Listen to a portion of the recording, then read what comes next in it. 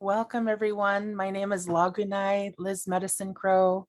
I work here at First Alaskans Institute, and we are so excited to be able to share some time with all of you this evening for our APSC Coffee Time. And we have some special guests, and we have a really interesting topic that we're really looking forward to sharing and sharing with all of you in the audience and also with our special guests. So welcome, and we're glad you're with us this evening. I come from Tijuana, Cake, Alaska, and I'm Tlingit and Haida. On my Tlingit side, I am Yech Raven, and Kachadi Ayachat, I am Kachadi, which is freshwater mark sockeye salmon. On my Hada side, my Haida side, I am Eagle, Chichkitne, and we're the hummingbird people. And I've been able to work at First Alaskans Institute now for about 14 years, I think, which blows me away. How did that happen? That went by in a flash. And I get to do this work with some incredible people. And tonight, my co-host is my sister in this work, Iñupiaq, and I'll let her introduce herself. I'm Iñupiaq.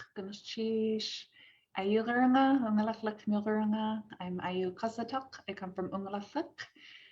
The scene behind me is 2 hours upriver from Iñupiaq at my grandparents' fish camp.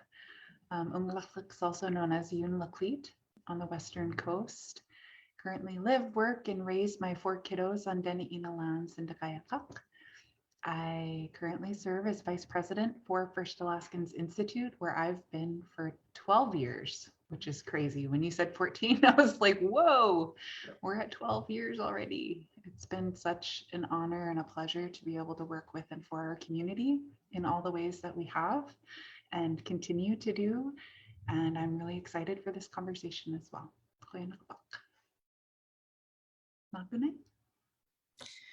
We wanted to, before we jump into our other parts of our program and introducing our wonderful guests here, we wanted to center what is dearest to our hearts, and that's our people. And there's a beautiful song that was composed and shared widely that we wanted to share here to help us center these incredible people that we're doing this work on behalf of, our Alaska Native peoples across the state. So Ayu, can you play the video?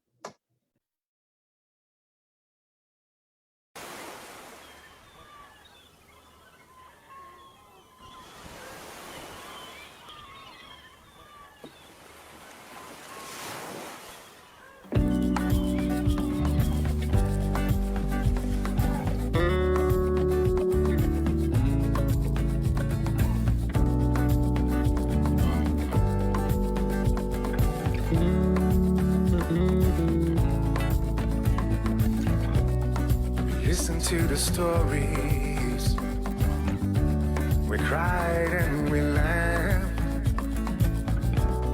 lessons from our history, but not of how we go back, because we strive to move forward, a vision of what we can be. Full is our circle, complete is you and me, and we'll fill it with love, and we'll fill it with joy, and we'll fill it with pride, a vision of what we can be. My first Alaskans, my first Alaskans, my first Alaskans, I love you.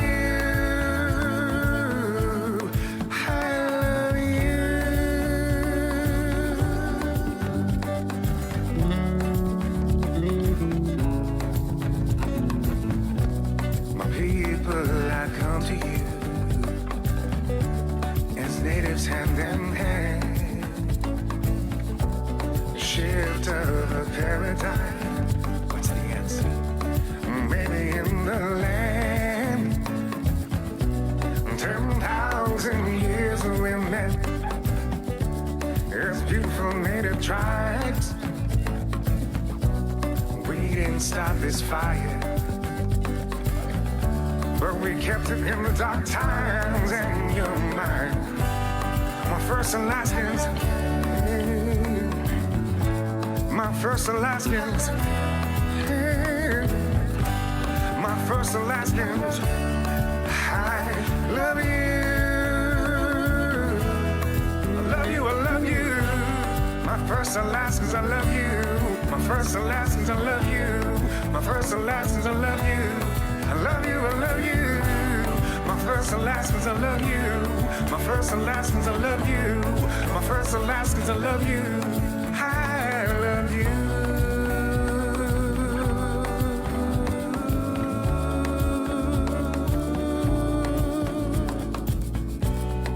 Listen to the stories, we cried and we laughed, and the time is now.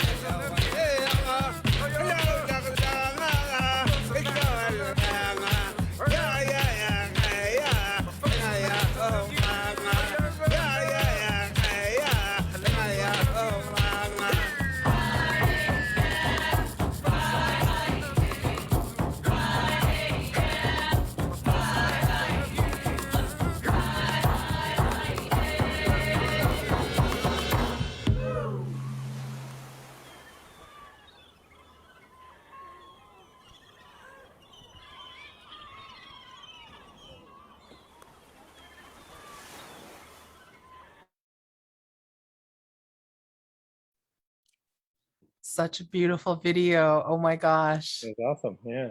Yeah. Very cool. Yeah. Very cool. Beautiful.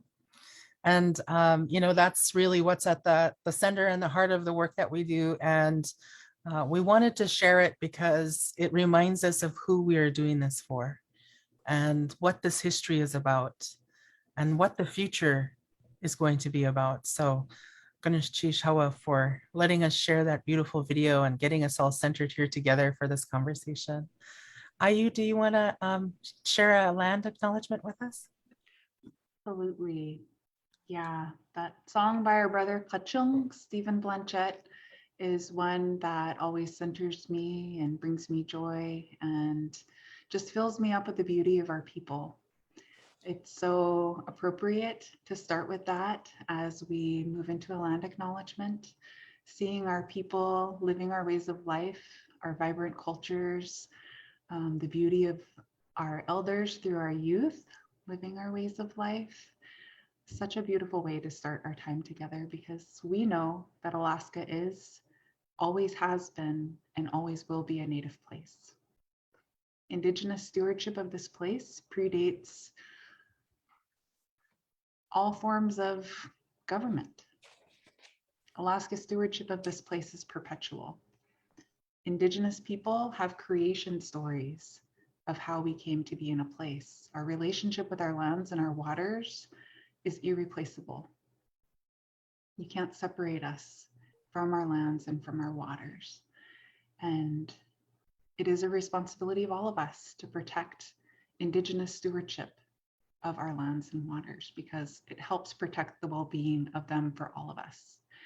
And so, as I mentioned before, I'm currently zooming in from Deni'ina lands in Iġġiaġruk, also known as Anchorage area. I want to uplift and honor the Indigenous peoples on whose land each of our guests are on. We are all on Native land. I want to uplift and acknowledge the Indigenous peoples on whose land everyone who is listening in currently and will in the future, and encourage you, if you are not already, to grow in your relationship with the Indigenous people of whose land you're on, and to find ways to be even better relatives than you currently are. It's to all of our benefit to uplift our Indigenous peoples and stewardship everywhere we are. Yeah,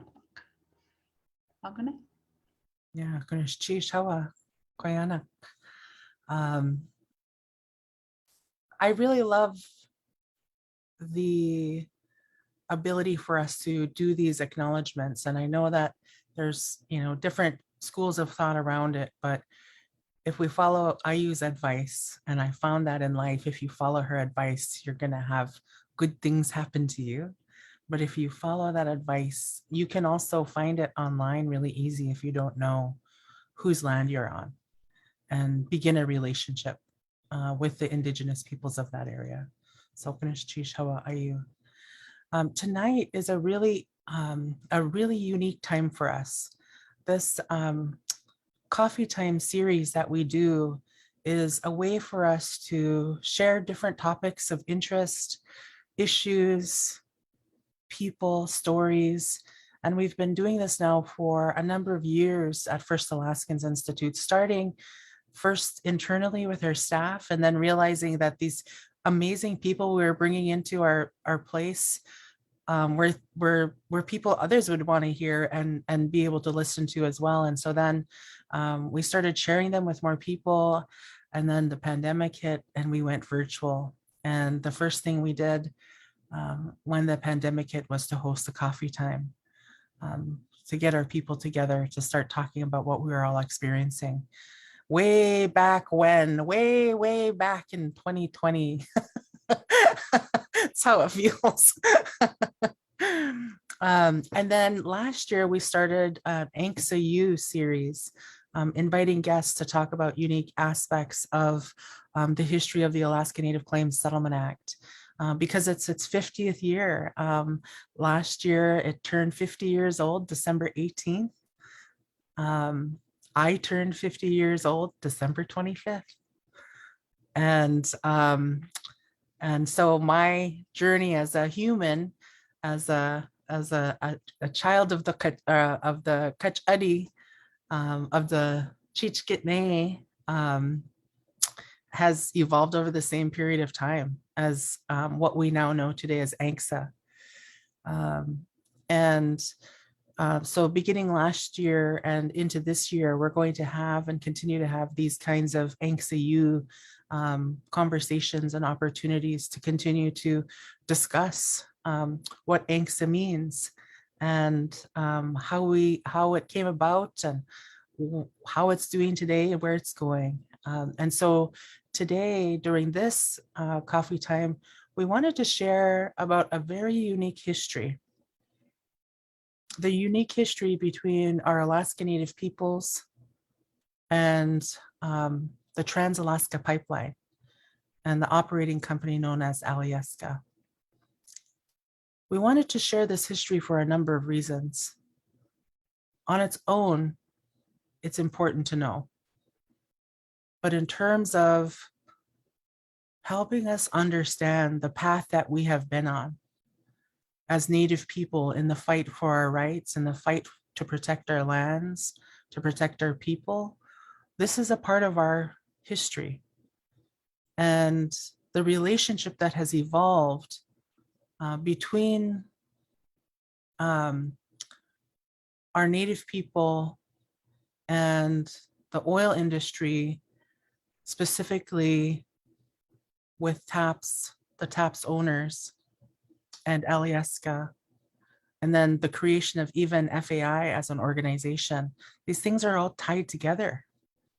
And a lot of people don't know that. But we know that in knowledge, there is power, and understanding there's power, and understanding the history and the roots, even if it's uncomfortable, is important. And being able to talk about these issues together and help flesh it out so that down the road, years down the road, our vision at First Alaskans is progress for the next 10,000 years. So down the road, you know, in hundreds of years,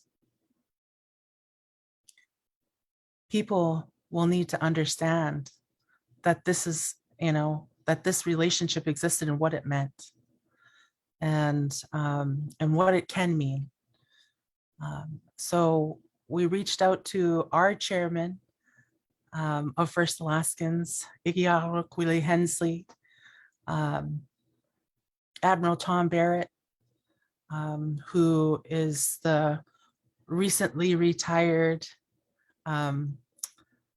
President CEO of Alyeska, and to the interim President CEO of Alyeska, Danika Yeager, to see if they would be willing to sit down with us during this coffee time and share about this history and this unique relationship, where it started, how it began, how it is shaped, how it is stewarded, so that folks will know, and we can make sure that we steward the relationship moving forward in a good way. So with that, I just really want to thank our special guests that are with us, their willingness to be with us. And, you know, our board chair, Willie, he really doesn't really need an introduction because he's so known across our whole state. As currently a professor at the University of Alaska Anchorage. So he's busy sharing his knowledge in that forum, and we're grateful that he's with us tonight. And then of course, Admiral Tom Barrett, who was with the Coast Guard before he became President CEO of Alyeska. And then Danika, you started in 2021 at Alyeska in operations. And so we're really excited that we have all three of you here tonight. So Chichawa for joining us. And with that, I'll ask Willie if he'd introduce himself and share some opening words with us. Kuyanna, Iġġiaġruk. My name is Iġġiaġruk, my traditional name. My parents were John and Priscilla Hensley. And I was born in Kotzebue in 1941. And so I'm going to be 81 in June. Hard to believe. Anyway, thank you, Lagune and Ayu, for setting up this this chat. I think it's a very important subject that I think a record of this relationship is good to have. Just to continue on the introduction, I was essentially raised in a different world. Some of our families were still living in sod homes in those days, in the 40s, and our family was living outside of Kotzebue in the Little Iñupiaq area. We had 3 different sod homes, at Iġġiaġruk and at Iñupiaq. And they're almost invisible now, except for the last one. So it was a completely different world than we've inherited. And none of us actually even remotely thought that there would be any concern about whether or not this land was Iñupiaq land. That was never something that we remotely thought would be an issue, but of course it did become an issue. So I've had the good fortune of being one of the few in my family to actually get an education, high school in Tennessee and boarding school there, and college in Fairbanks, and a graduation from George Washington University. And I never planned a career. I still don't have a special skill like so many of you have. But I spent most of my working life with NANA Corporation after we formed it. And I also spent 10 years in the legislature, both in the House and Senate, and also a term as Commerce Commissioner under Governor Knowles, and 10 years actually with Alyeska Pipeline. And lately, I also taught 10 years at the University of Alaska. And by the way, I have decided that it really is time to retire. So I'm not teaching anymore. And for the first time, I feel kind of like, like retired, sort of. And in any case, that's sort of my work life. But seemed like I've had the good fortune that many Americans don't have, many Alaskans don't have, of having been, involved in issues that had consequences, and hopefully beneficial consequences for our village people. And early on, I got involved in electrification with Alaska Village Electric way back in the 60s and early 70s, which was a very challenging effort. And I also was involved in, of course, the formation of the predecessor to NANA, which was the Northwest Alaska Native Association, and of course the organization of AFN, and all the many challenges and struggles that we've had over the years. So it's actually been a great pleasure to be involved with First Alaskans, because the focus has been so much on communications. It's been on leadership development, and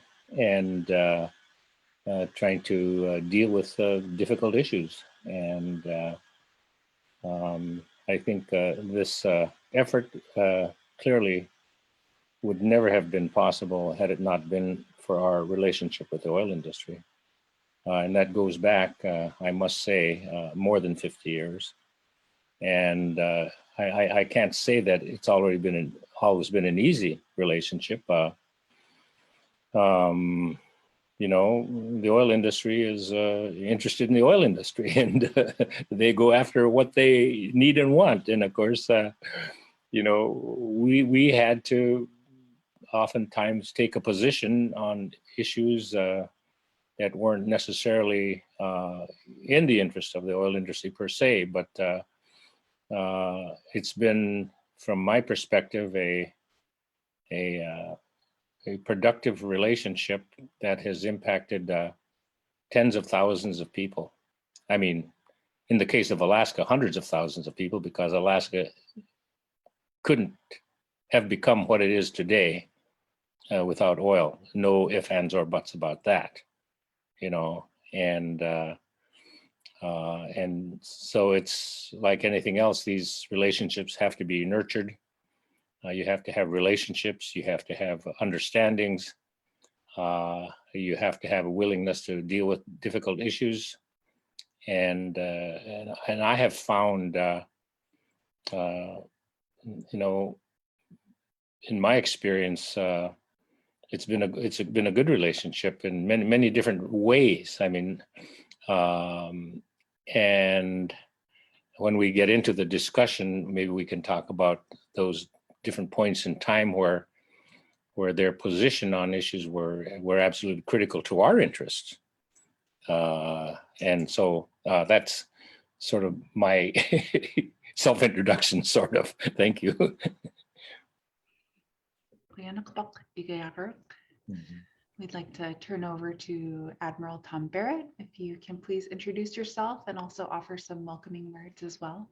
Sure. Well, I'm delighted to be with all of you tonight, and your guests, if they're online, or the ones that are online.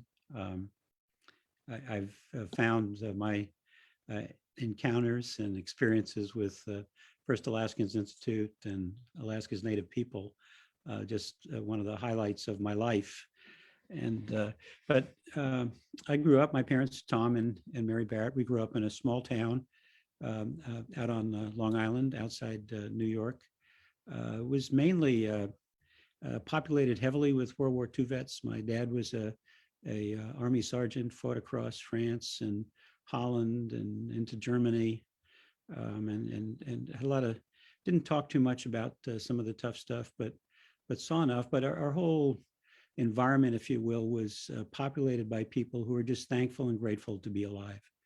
And so life was a gift every day. And they had also gone through the Depression, right? I was born in 1947 there. And as I grew up, the community had good schools and, education and trying to figure out what you wanted to do with life. And I joke about this, but it's kind of true, is one of my goals in life was out of here. I did not want to be, I did not want to spend my life there, even though there's certainly opportunities. And what gave me a path out of there basically was the U.S. Coast Guard. I like the mission. I like the service. It's very multi-mission. It's very complex and serves the country. I've always thought one of the reasons I like America is because it's good enough to have a Coast Guard. Started out as a life-saving service. Up here in Alaska, Revenue Cutter Service was an early in cutter bear around the state. So it was a good heritage, but joining the Coast Guard eventually got me to Alaska. We moved up here, was transferred up here to Juneau in 1981. Through the course of my career, we did 4 tours up here, lived 7 years in Juneau and 6 on Kodiak. And in the course of doing, my jobs and missions, that was my first real exposure to Alaska Indigenous people, Alaska Native people. And it was mainly along the coastal regions. I got around the state a lot, all the way, from southeast there down at, Metlakatla, Annette Island there, and all the way out to Attu and St. Paul and Port Clarence and Utqiagvik. And it was great exposure.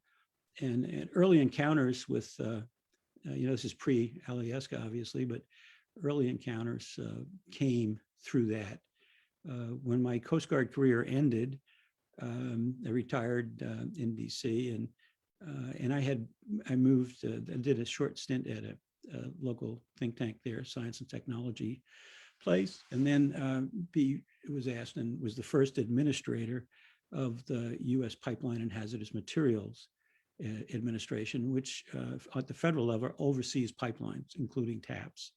So in that position for a couple of years, I got my first real exposure to TAPS as an operating system, both with the importance to energy security for the country and the risks of that system.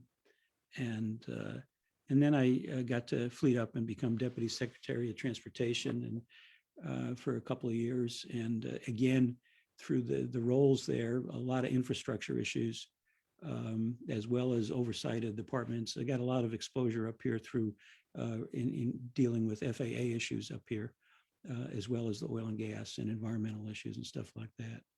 So, but we wanted to get back up here. We came back to Alaska, and then I was delighted to be able to be offered the position and get into Alyeska Pipeline.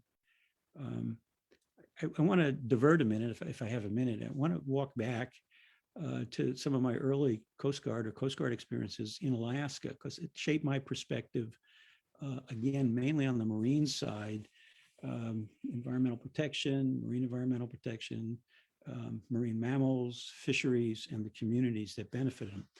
But some of the encounters were just stunning to me. One of my roles there were Alaska natives had been evacuated from the Aleutians, actually relocated from the Aleutians to Southeast during World War II. And many were anchored in that Southeast area around Sitka. And many of them passed away, died, often from tuberculosis. They weren't given a very good consideration in terms of living conditions.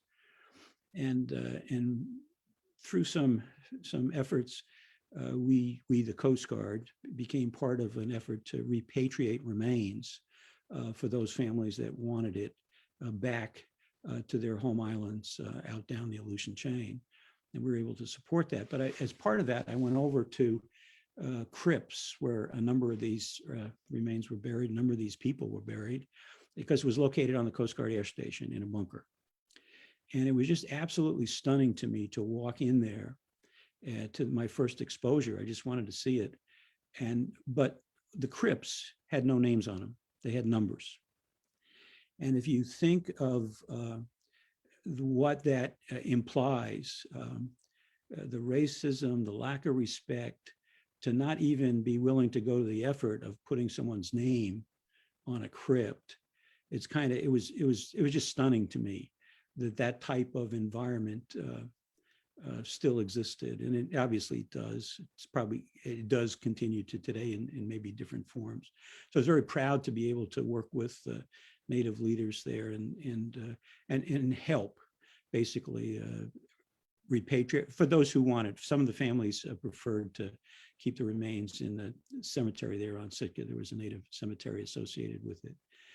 But I mean, that was just stunning. So you had this, and you hear about a lot of the stories, but that was pretty impactful to me in terms of thinking, yeah, there's really, this is not what it should have been, and it's a deep wound. So that was a perspective. On the other side of it, I got to meet many wonderful people, sometimes in tough circumstances. If we were working a case and maybe the likelihood of bringing someone back wasn't going to happen. But also I met some remarkable people. One of the Coast Guard employees that we knew, my wife Sheila and her worked well on boating safety issues around Southeast, was Jan Burke, and she was Walter Sobolov's daughter, and had married a Coast Guard officer there and lived in Juneau with their family. And through her and her perspective and exposure to Dr. Sobolov a couple of times, and he was retired by then and older, but just a remarkable leader on any level. And what he had that was stunning to me again was compassion and lack of bitterness and lack of hate, despite what had gone on and what he had seen go on in his life. And so I had these remarkable contrasts. And so then I get to Alyeska, and that was just a gift. And the relationship with Alaska Natives and the company, and it was a gift. And we can talk about that and some of the history of that. And it exposed me to just remarkable people, including First Alaskans, then Liz and Ayu and Willie, but a lot of other people that were just remarkable in their own right. And your board members over the years, just a lot of fun and a lot of really great exchanges. I can take them up, Oliver Levitt and Sylvia Lang and Sven Hawkins, all, Georgiana Lincoln, I recall vividly, just remarkable opportunity to engage with people and gain an appreciation, and then getting to Alyeska and then trying to learn and working to learn the connection between Alaska Native people and Alaska Native lands, their traditional lands, notwithstanding the settlement of the Claims Act there. It was very different to me, very different than what Western civilization thinks about in terms of connections to the lands. And that resonated a lot with me. And it's still a learning curve. The more you learn, the more you realize you don't know that much about something. But and I've tried to keep in touch with that. And it resonated. I'm retired now from there. I do some community engagement. I serve on some boards, but two of the boards I work with are Institute of the North and Commonwealth. And basically there's a theme in there about using commons, using common resources for the good of everybody, basically. And how that translates can get a little bumpy, but we look around at economics and poverty and stuff, and it just seems to me that we need to do better about this kind of stuff. So anyway, then I had 10 wonderful years at Alyeska, remarkable encounters with people, some of our best employees, and many of them, and I'm sure Danika is getting to know a number of them, just remarkable, and they're a gift to the company. And I benefited, and the company benefited enormously from that. And we tried to keep the encounters with First Alaskans active. But I always thought, as opposed to the owner companies, Alyeska is 95% Alaska hire, right? There are not many people that work there that aren't Alaskan. There are a few, and usually those are people that lived here and then retired for the last couple of years. But with the Native population that we were able to hire, and education is always at the forefront of how you get there. But the programs we brought in, we get these remarkable, talented people, and they tend to stay. they don't come for a job. They tend to come for a career. And so I encountered second and third generation employees on Alyeska who were Alaska Natives. And we can talk more about that and how it impacted me. But that's kind of where I am. My wife, Sheila, we have 4 children. They're scattered around. But this has always, since I first came up here, kind of felt like home to me, although it wasn't. So that's my story, and I'm sticking to it. Ganesh Tom, thank you so much for sharing some of that background as well. Kind of, where your eyes were opening in terms of our Alaska Native people and the impacts that we were experiencing and are still experiencing, and how that kind of set the stage for you stepping into your role at Alyeska. So, Danika, would you like to introduce yourself and share a few words? I would love to. Thanks, Liz. Yes, my name is Danika Yeager. First, I just wanted to start with thanking you for inviting me tonight. I've been looking forward to this for weeks, ever since I met Willie for the first time about 6 weeks ago, and he filled me in and really opened my eyes to a lot of history about Alyeska that I never knew before in TAPS. I've been in the oil and gas industry for 25 years, and always TAPS has been this kind of mysterious, legendary landmark up in the northern part of the universe that has been, and from a pipeline perspective, a gold standard, and one of the places where if you're in the pipeline industry, you aspire to have an opportunity to work on TAPS.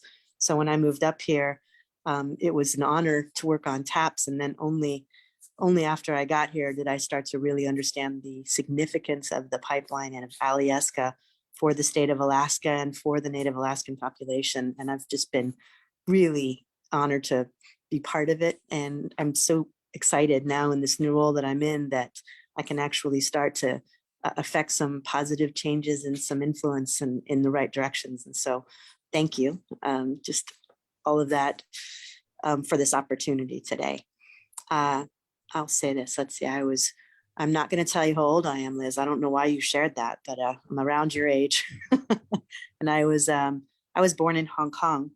My dad was retired CIA, so I grew up all over the whole world. Most of my elementary school years were in Southeast Asia, and then high school and college I was in Europe, in Western Europe. So through that experience, 2 years here, 2 years there, gained a real appreciation for different cultures and different lands. Actually, my major in undergraduate was geography and human geography, specifically because of my interest, I would say, in being in different places. I now have a goal with my 3 kids that we have to get at least 1 stamp in the passport every year, because I want them to have the same experience and really know and understand and appreciate different cultures. So we can talk more about what the CIA experience was later. But I will say that it helped me a lot to have that kind of an upbringing. When I got into oil and gas 25 years ago, it was kind of by mistake. Suddenly realized I was good at it and I really liked it. And not many of us get that lucky to stumble into a career where we enjoy going to work every day, but here I am. And then to have my career, I hope to have it end in Alaska. This has certainly been for me what an honor, like I said, to work on TAPS, but coming up here was such a pleasant surprise. Next Tuesday is my 1-year anniversary. So I'm really, really a newbie, both to Alaska and to TAPS. And I came up here with a lot of, I'm going to say, fear. I was worried about the snow, about the cold, and I think I was prepared for the worst and I got the best. So I would have to say I've met a bunch of people up here who have their stories about, I've been here for 25 years, I've been here for 30 years. I came and I never wanted to leave. I strongly suspect my husband and I are going to be in that same category because we've really enjoyed it. So with all that, I'm going to get back to my introduction from Willie that he gave me about 6 weeks ago, where I picked his brain and asked all kinds of questions, but it's like being in the presence of, the Pope because of his experiences and what he brought to the state and brought to the oil and gas industry from the perspective of this pipeline. I can't think of a place in the United States where it's been done better. I would have to say that the planning that went into this and the negotiations and making sure that everything was done the right way have now led to a great relationship here with the state and with Native Alaskans. And it's something that I'm really proud to be part of and hope to continue as we move forward. Willie mentioned and Tom mentioned both some of the people that I've met and gotten to work with at Alyeska. Some notable ones, of course, my very first meeting was with Clint Van Wingerden. He's director of, now he's got Pipeline and Valdez, so in operations. He came up through the ANSET program, and he's probably, don't tell him, and hopefully he's not listening, but one of the strongest operators I think I've ever worked with, and a brilliant engineer. So my first experience with him was him telling me about his side hustle, which is running the Iron Dog. I thought he was crazy, and he started to explain to me how this race was so inspiring, so exciting, and some of the different, I'm going to call it missions that he was able to accomplish along the way when he did this race. But he's been probably my first experience with such a talented person who still has a great deal of respect for where he came from and a great deal of respect for what he's headed toward. His plan is to have his children working at Alyeska. So he is 100% probably the most loyal employee that I've ever worked with. Furthering that, I've got Lisa Booth, who's my CFO right now, and she and I were just working this afternoon on a deal. She's amazing. And again, she's been with Alyeska for 22 years. She's from, and I'm going to mispronounce it, where she's from. Apologies. I mean, no disrespect, but she's been absolutely an amazing asset and an amazing colleague to work with. So I can talk more about all the different folks that I've had a chance to work with, but across the board, the quality of the individuals there and the professionalism is, again, gold standard. And it's something I'm just really proud to be part of. That's all I have to say about that. Iñupiaq, Danika, we're excited to get to know you a little bit more. Really thankful that you're here with us tonight. It's good to hear your perspective and your ideas on these issues as well. And just really excited for all of our guests. Thank you for introducing yourself and for setting good intention for our conversation. I was kind of chuckling to myself, Danika, as you were sharing it. I was remembering this this graphic that a brother of ours, Dr. Lance Twitchell, created to acknowledge just the deep perpetual relationship Native people have to this place, and how our Native people celebrate, what was it, Laganai, like the sesquidecimillennial, 10,000 plus years of connection to this place. I know. Yeah. And it's just amazing. I'll tell you that the history is so rich. And it's something that, I think even going back to 50 or 45 years ago when they were designing and building the pipeline, the considerations that were made, not just to the land, but then, to the individual or the communities as well, is something that's endured. And even today, the people who work at Alyeska Pipeline, and Tom, I'm sure you'll agree, their loyalty is so deep to the importance of the pipeline and how the impacts that it has, not just on the state, but on all of the local communities, on the environment. It's a loyalty that I haven't seen very often in my career. So I'm like I said, proud to be part of it. We're looking forward to getting more into talking, having this coffee time conversation with each other. I was reflecting on how Alaska Native history is Alaska's history, and yet so much is unknown and untaught about our peoples, about our history, about our cultures, about our people's past and current fights to be who we are. And, you know, as a mother of 4, I can attest to how little continues to be taught in our schools about our history.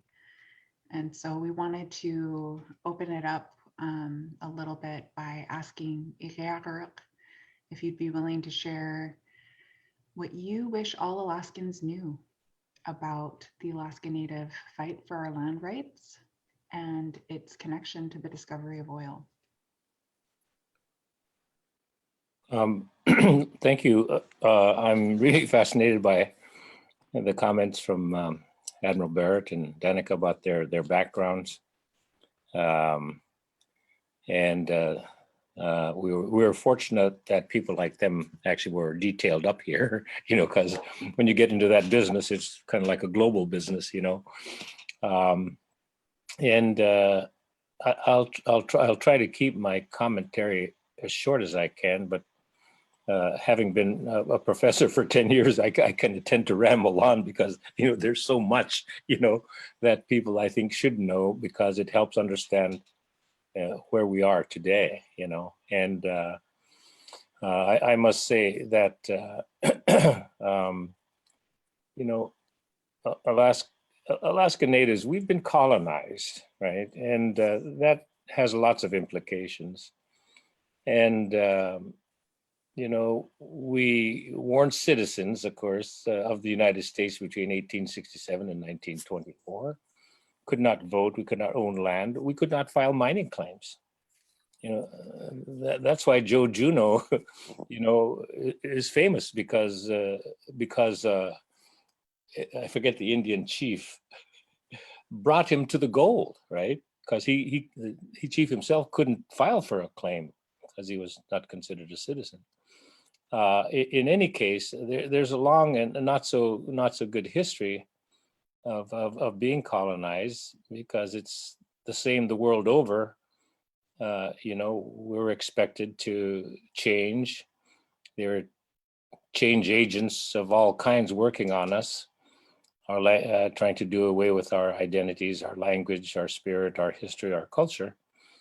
And it had by the time, you know, I was a school kid, you know, the system had sort of been doing its job. I mean, you know, they were changing our names, we were losing our language, we were being shunted off to boarding schools, and we were learning virtually nothing about our own history and our own territories that, you know, were very, very strongly defended over thousands of years.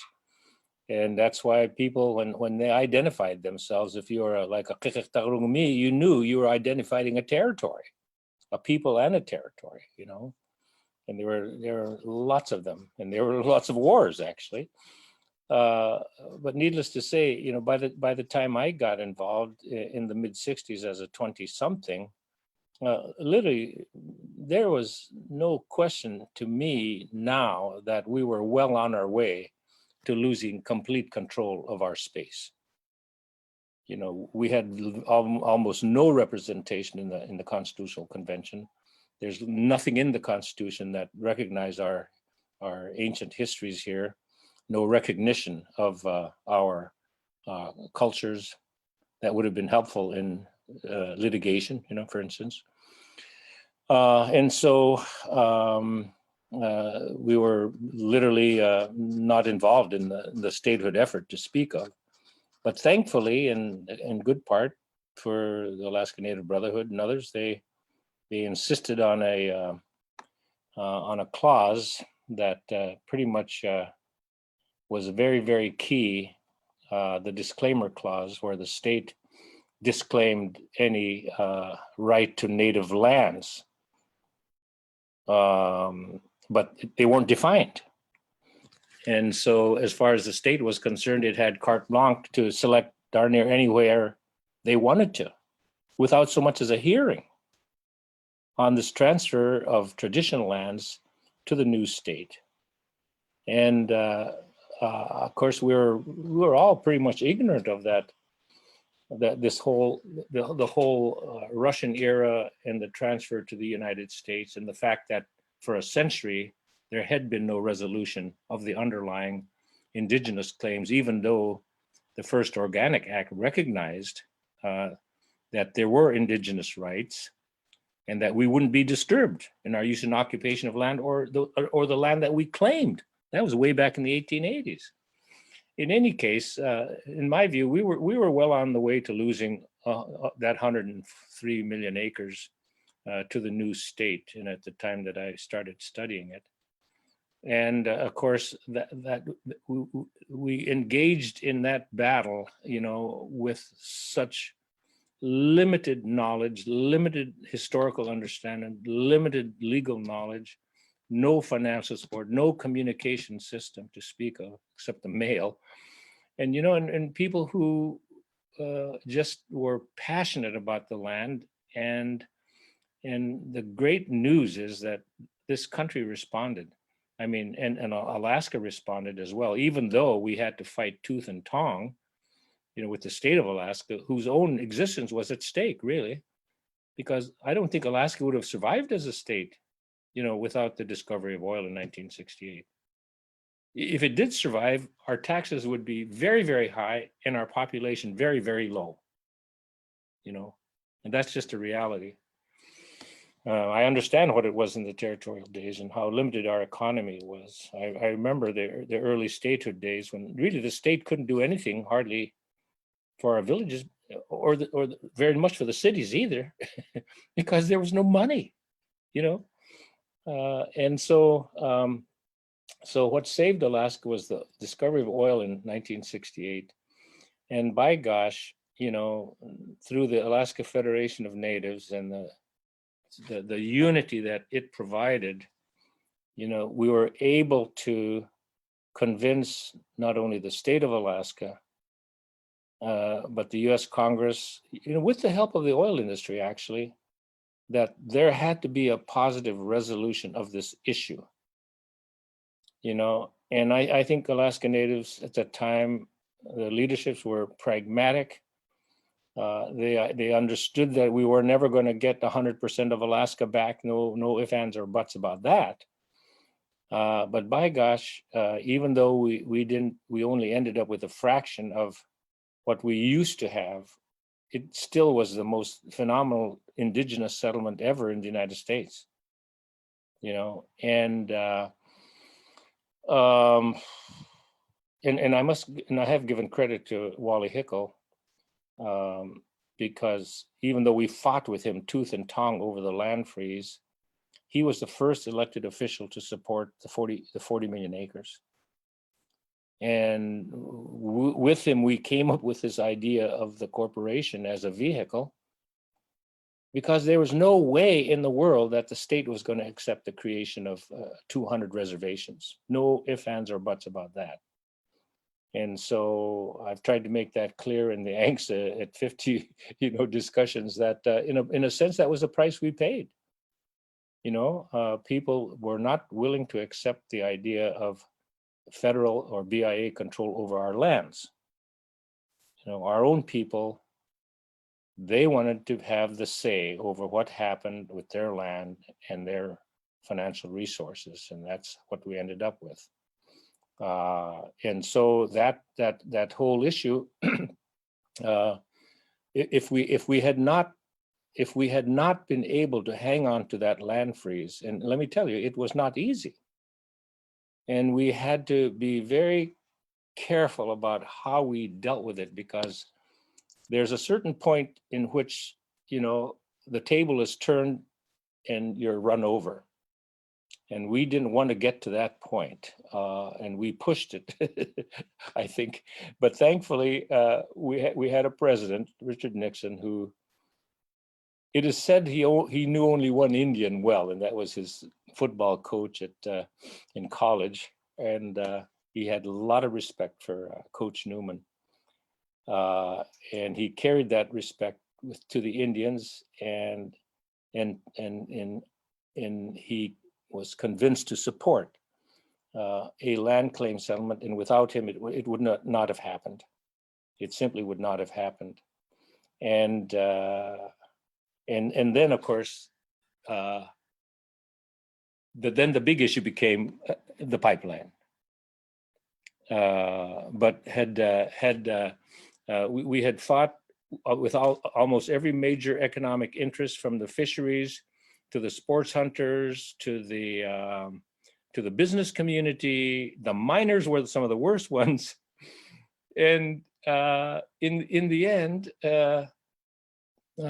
when Patton, the first head of Alyeska, the consortium, came out in support of a land settlement, that was very, very helpful, because it made it possible for other business people to say, yeah, we've got to be fair, we got to get this through, we got to get on with the development of Alaska, and this is a fair deal. And so that relationship so began way back then. And then, of course, then became the issue of whether or not the pipeline itself was going to be built. And that was a 1 vote margin on the legislation that approved of the construction of the pipeline. And AFN was put on the spot. I happen to be the president. We had people like Cliff Black, who was working in our workforce office, trying to prepare our people for potential jobs during the construction. Tom Evans, Mary Jane Fate's brother, was working for me at AFN at the time, and he helped me with statistics, trying to get some handle on our indigenous workforce. We didn't know what numbers of people we have or what they could do. But we lobbied at the request of Senator Jackson, the chairman of the committee, who was handling the legislation, who had introduced the bill, called for our support at AFN, and wanted a communication indicating that Alaska Natives supported the pipeline. And there was all kinds of opposition saying, or at least from non-Alaskans, saying Alaska Natives were not willing to support a steel pipe cutting across Alaska. And so we were in a spot, because $500 million of our land settlement was going to come from the 2% overriding royalty, which was in the land claim settlement. And so if there was no production, we were out $500 million, right? And so I worked hard with Senator Jackson and the Interior Department to get Section 28 and Section 29 into the right-of-way for the pipeline, and that involved employment and training and environmental protection. And on that basis, we supported the pipeline, which passed, as I said, by Vice President Agnew's vote. And so that was sort of like, the crux of our relationship. I mean, now, if by chance I was unconvinced that the pipeline was the right thing as president of AFN, would that have changed 1 vote? It might have. I don't know. But the reality is that sometimes you have to make hard decisions. And I think what that did for us was that it gave our people a leg up in terms of the 3-year construction project. They were able to be employed up and down the pipeline, making very, very good money, getting a stake. And then, of course, since the resurrection of Section 28, hundreds of our people, maybe thousands by now, I don't know, have had great employment opportunities with Alyeska Pipeline and the subsidiaries or the contractors that they utilize. And I swear, I think Alyeska has done a better job than some of our own corporations in training and employing our own people and elevating them. They were not bunched down here on entry-level jobs. They've worked hard at making sure that our people kind of permeate the various positions all the way up towards the top. And I think that's been a real credit, to Alyeska. Once they realized that they had forgotten about the program for about 15 years. Almost everybody did. And thanks for Julie Kitka and John Tetpon, who were at AFN, They made some noise. They negotiated a resurrection of the program, and I think it's been a wonderful program for both Alyeska and our own people. And to me, the owners have gone beyond their legal obligation, because they have been contracting with Native entities for many, many years. Very, very strong relationship all the way up and down the pipeline, from Arctic Slope to Doyon to Otna to the Chugach area. And it's just, I think I can see, Danika, why you were excited about coming up here, because I don't know that much about other pipelines, but this pipeline has had his problems and whatnot, and but there's a very professional attitude, in the system, and I really respect that. Thank you. Sheesh. Iñupiaq, Iġġiaġruk, for kind of laying out some of the context of the time and helping us get a better sense of where things were at. As you said, this relationship started before ANCSA even was kind of hitting the paper, as it were. And because of that context, I was thinking about it like this: if this was happening today, in the context of today, this fight for our ways of life, for who we are, for our lands, for our waters, would be a social justice fight. It would be a fight for justice. It would be a fight for equity. It would be a fight to hold on to everything that we are. And at that time, in the 1960s, that's what it was too. And I think that helping people understand this really unique history is really critical, because it shapes so much of what's happening today and will shape tomorrow as well. So I really appreciate the context of the history you were sharing, Willie, in kind of the roots of this fight. And I've heard from you and from others as well, that this was always about the land, and that unique solutions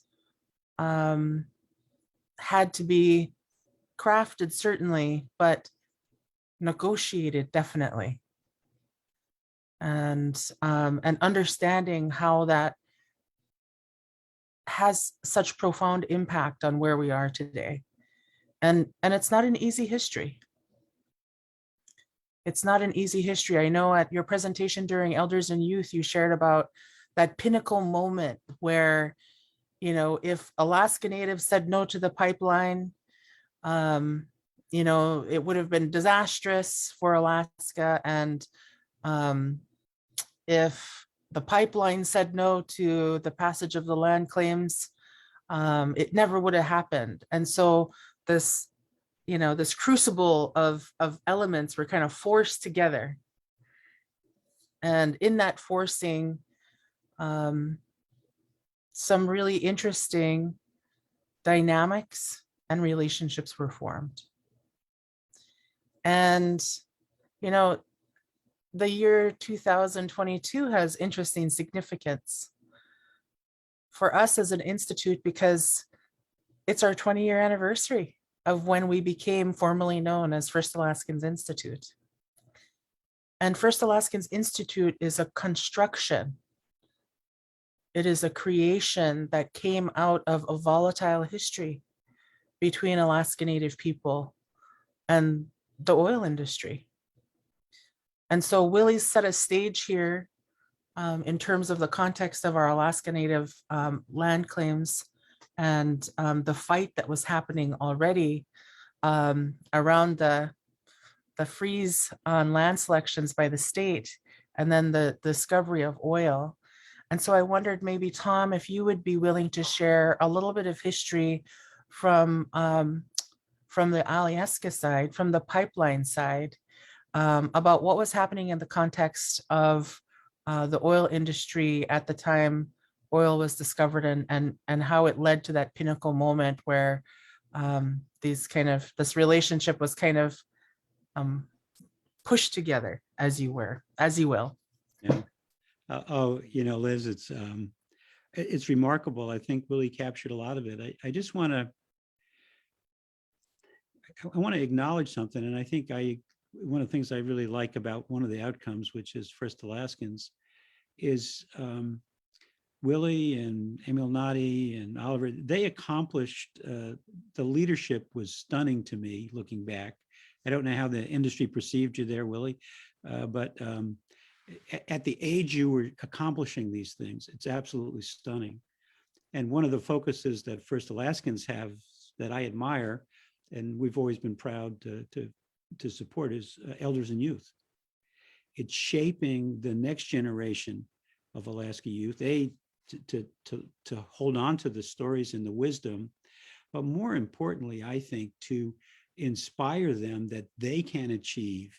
And it's with any youth group that anything, you can achieve a lot if you believe in yourself and are willing to pursue it and persevere in the face of a lot of obstacles. And I think an appreciation of just how tough that was is not often as appreciated as it should be, particularly early on in people's lives. To your question, Liz, it's kind of I don't know how to frame it for you. The industry obviously wanted the pipeline. It was the construction, the design ended up being brilliant, but it went through a number of bumps to get there. But the owners always were a consortium, and the owners have changed over the years in terms of the makeup of the TAPS owners. When the production came on, we were moving 2.1+ million barrels a day. Is a lot of oil, regardless of the price, and it's fallen off as oil fields do. About, I think, Danika, probably about 500,000 or roughly or so now. So line's well under capacity. But the industry, honestly, like any industry, is not monolithic, right? And it took some leadership, but not everybody viewed. They needed a way to get the oil out, right? Because the original fields, they had been in Cook Inlet, right? So there's other oil and gas, but to get it out, they needed to cross these lands. They needed to figure out where the best place was, but it was not monolithic in terms of where you are, Liz, how they perceived this, how they perceived the land's settlement, and I think that has continued through the years. I think what you see now is better in many ways as things got a little smaller, but I think your engagement has always been shaped by the characters, the character of that group collectively, but there's tension on the other side about how to do this too, and they approach things probably differently. I want to go back to an earlier comment. TAPS was, for a number of reasons, the Trans-Alaska Pipeline Act was set up in part to make sure that the operators of the pipeline had a little bit of distance, if you will, and in terms of being able to do what was necessary to provide a reliable, safe operation. And I think in that, starting with construction that Willie mentioned, and starting with, incomplete as it may have been, the commitment to the training and the education and the hiring going forward, that has always infused Alyeska. It's a unique culture in addition to being a unique engineering asset. And that culture is very well grounded here. And a lot of the leaders were able to bring that perspective, appreciating the value, the economic value, and at the same time pushing to get better acknowledgement of the impacts on the lands and the resources of those lands. Subsistence has always been a challenge. Education has been a challenge. We had great employees that I was aware of at a place like Stevens Village or some great, stunning employees. And yet when the schools would leave the village because of the employees moved. You know, so the education piece ties in. But I think it's not a single unanimous perspective that drove the outcomes. I think it was a push led by, in a variety of companies, some good leadership, and that had a better appreciation of the meaning of what could be achieved with that pipeline, not just for the industry, but for the people that inhabit the land still. And I come back, I'm talking too much here, Liz, you know, it's, but to people, you know, when you deal with, I remember Michelle Anderson, you know, her dad worked for the pipeline for many, many, many years. And that shaped her view and how we engaged. And that whole, the employees we had up there was stunning. This is something that gets lost, just how good these people are. You know, Danika mentioned Clint Van Wiggeren or Lisa Booth. I'm telling you, it ran all the way down the line. As Coast Guard, I was pretty familiar with environmental response planning, exercises, readiness. Readiness is, you know, always ready, Coast Guard motto. We had some drills up there in probably over 45% of our employees in that area are from our ATNA shareholders. Their performance on response drills and stuff was perfection. It was perfection. The quality of the work they did and their commitment. It was their lands they were protecting. It's like, and you guys, it's their waters that they're protecting. If you go up on the rivers. And so that overrode, I think, a lot of, you know, where you saw less commitment than perhaps there should have been with some of the owners. I think it was individual, and the commitment of the people in the system running TAPS is very different. And I was just very proud to be a part of it, but it's, I think there was some really good leadership on the other side with the owners. And I just think probably some of those individuals don't get enough credit for being willing to work the issue forward. Yeah, Iñupiaq, Tom, really appreciate that. I think I want to pull on a thread that you were tugging on a little bit. I heard Lagunai speak to it a little bit around the founding of First Alaskans and the unique history of that, you know, a lot of people don't necessarily know about our organization. I'll share with you guys, prior to coming to First Alaskans Institute, I had been at Cook Inlet Tribal Council for almost 10 years.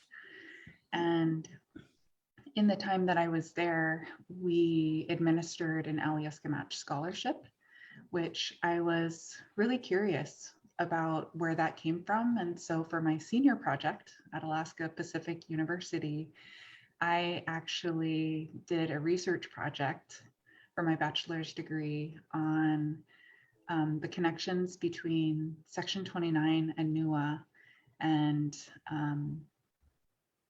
just asking how effective is it for connecting Alaska Native people to employment opportunities.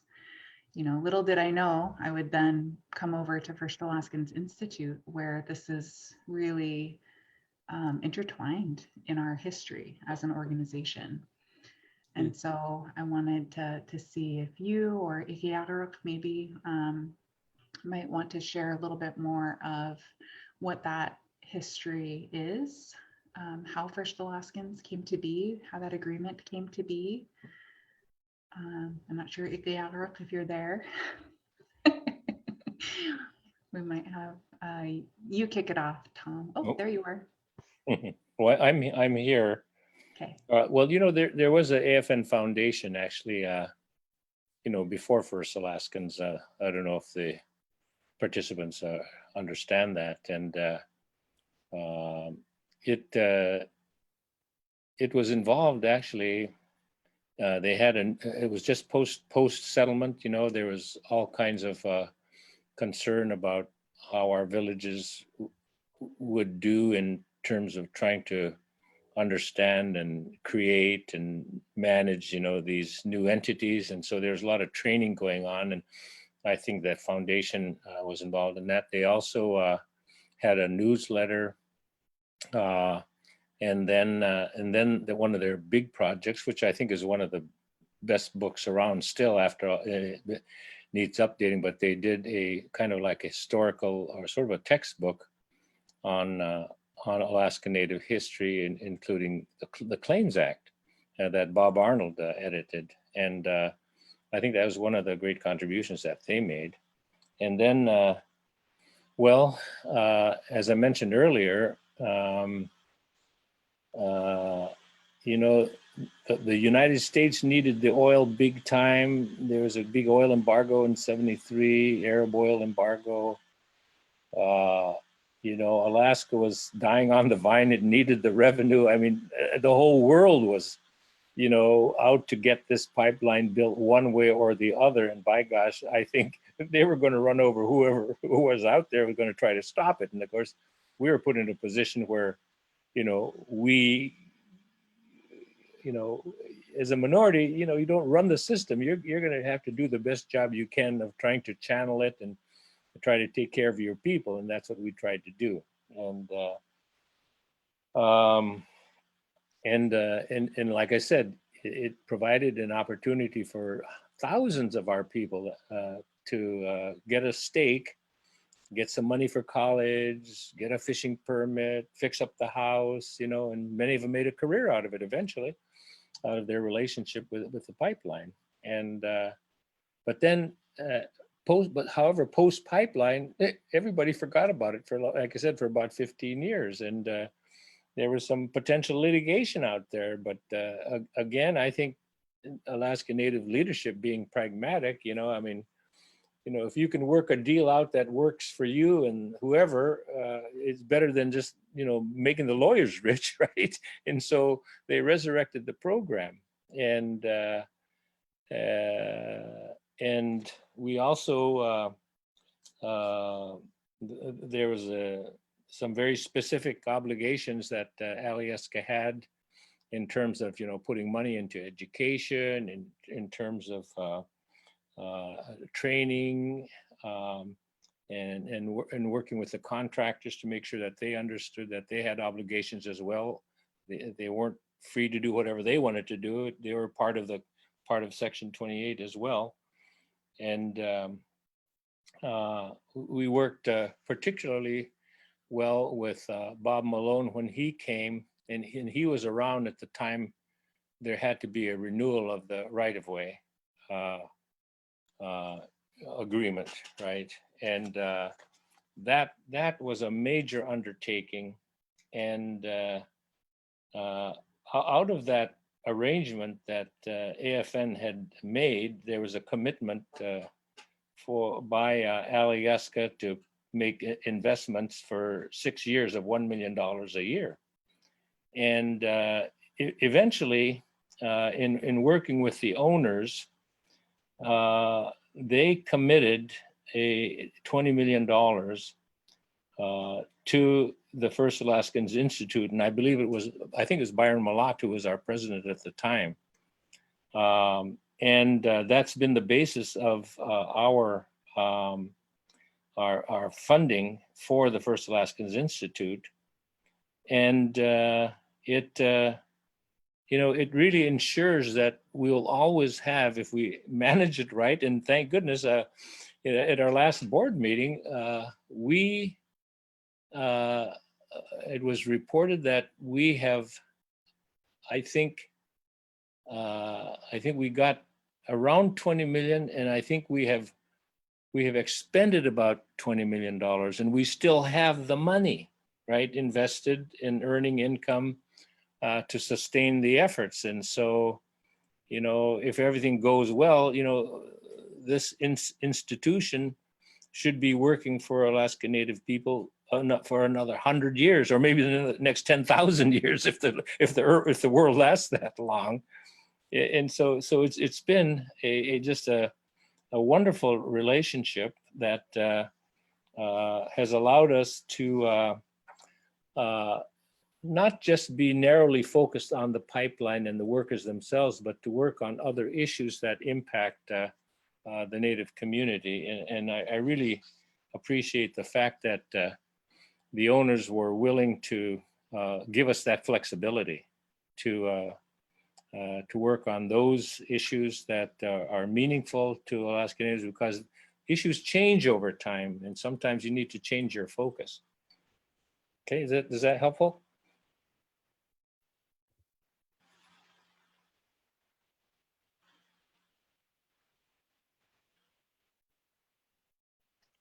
I'm going to jump in. I think that's very helpful to me, Willie. That history is super important. I think continuing to learn from me is one of my primary goals. But some of the programs you put in place I've been leveraging them like crazy. Just was out a couple of weeks ago meeting with Herb and talking to him about the ANSEP program and how Alyeska's renewed our commitment to ANSEP. We actually just funded 5 additional internships for this year, or for this summer, which I'm pretty excited about. So it's we're now up to 15 internships, and I've been working with Carrie Irwin Brown. She's fantastic, such an inspirational leader for me on my team. But she and I have been working on how do I say this? Bringing as many people into Alyeska as we possibly can, and even if they don't stay at Alyeska, which we want them all to stay. We still have given them an opportunity to go anywhere else in the oil and gas industry. And so for me, it's kind of a passion project to continue to train people, as many kids as we can, and get them out there as disciples of oil and gas, and have Alyeska be that first opportunity to give them some work experience and something strong in their resume that they can leverage at another time. So Carrie's been working hard to bring in 15 kids this summer. And we've identified some really strong mentors, but I think with partnership with someone like you guys with ANSEP, it's really an opportunity that I hope I would like to see that continue on for a long time in the future, because it's been, I mentioned a couple names at the start of some strong leaders, but you're right. I think Willie, you said it, and Tom did too. We've got all the way down to the front line, just some strong professionals who have really learned a lot with Alyeska, but contribute a lot. So yeah. I appreciate the history that you just taught me. Again, Willie, more you continue to teach me. I've got I was just thinking, reflecting on this, where it goes. And there are a lot of people, kind of behind the scenes. We overhauled some of the recruiting and the education and development but it's what's the vision that someone can have. I was out one time up at one of the pump stations, I think it was 5, but I met a young intern technician, right? Not an engineer, but a technician interning, and he was pursuing a degree. But I asked him what his goal in life was. The typical question for me: where are you going? What do you want to do? And he said, well, his real vision, if he could do it, would be to work on Alyeska. And he was working to be an instrument tech, which is a high demand skill, and working through his program, but be able to live in his village. And we're at 2 on 2 off kind of swing shift there. And but I thought, when you get down to people, that's an opportunity that would allow him and his family to live a life of their choosing and still be able to succeed economically in Alaska and keep their values. So Willie, one of the things you didn't mention, one of the benefits of the program, and I, it's unfortunate that sometimes it seems like it's such a fight. I know if you talk to Herb, what he got over at ANSEP, he had to fight his way through. That's not the way we do things around here a lot to get that. But it seemed to me the other missing piece that you gifted us, basically, Willie, and the folks with the owners that worked and saw this was worthwhile doing, is the values that you bring, and generally the native values, the cultural values. I think I've sat and I know there's always issues around the tribal and the corporation stuff, but when I sit in some of the native corporation boardrooms, when I look around the walls, Iñupiaq's a good one, Arctic Slope. You've got a a whaleboat up there hanging over to remind the board when they're making decisions that they're people of the whale, but also around there, and all the native corporations have them, 8, 10, whatever, of their values. Many of them are similar, but they're all a little bit different. But infusing their corporate thinking, if you will, and they're all businesses. And well, I think Arctic Slope, I think, is the biggest business in the state, if you will, in terms of volume there. And they're global, right? Not just Alaska.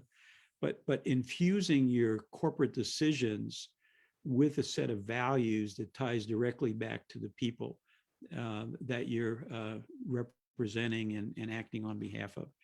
And I think one of the great things I saw in my life, I feel really fortunate. I was in an organization, Coast Guard, for many years, where it was driven. It was a values-driven organization, and Alyeska, I think, and credit a lot of people over many years for building a culture that infuses the organization, and I think bringing in the native piece through FAI and other things, and particularly the hires, the people we get, infuses the company with a little better set of values.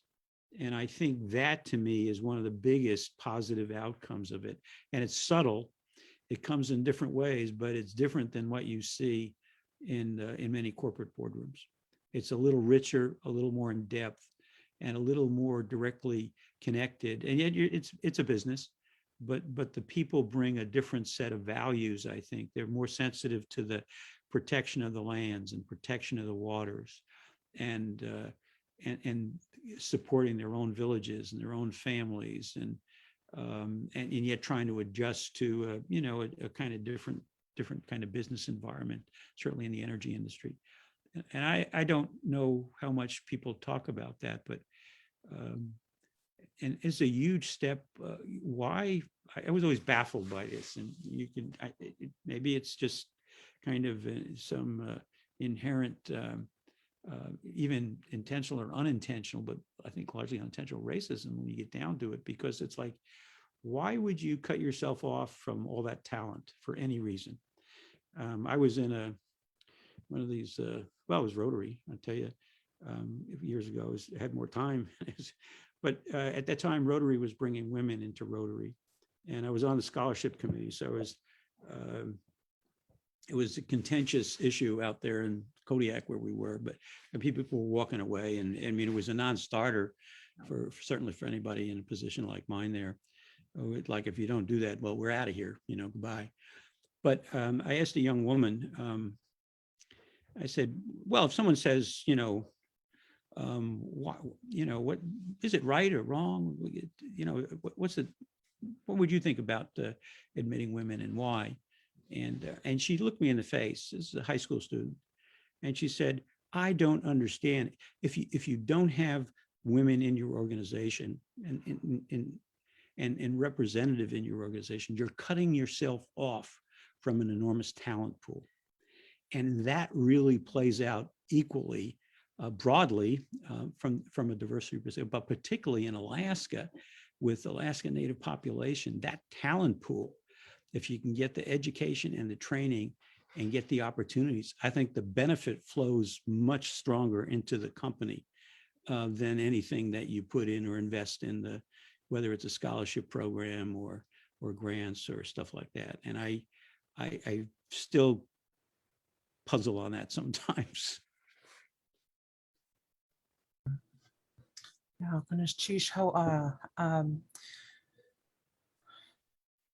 it is we do these Alaska Native governance and protocols trainings where we teach government officials and other leaders about our complexity of our Alaska Native community and the history of relationships with those who now call Alaska home as well. And oftentimes, instead of talking about where things are hard, we avoid it because it's uncomfortable and we don't really know how to handle that. And I think one of the other things that has come about because of this relationship is our Alaska Native leadership and the oil industry. We're having some very hard conversations, and those hard conversations were not avoided. They had intense meetings, and Willie, you were part of them. Intense meetings about upholding the agreement for 20% native hire for operations and maintenance and for the building of the pipeline. And when the pipeline didn't fulfill their obligation, there was incredible contention and disagreement between Alaska Native community and our Alaska Native leaders representing us and the pipeline.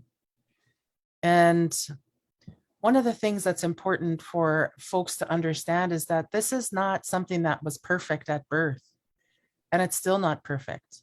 It takes hard work in a situation where you're kind of, it was kind of I guess maybe I'll call it an arranged marriage, or, a place where these two separate, entities, I'll call them for lack of a better word, but for us, our Native people and our homelands, the very essence of who we are, and then an industry that was coming in to build this pipeline.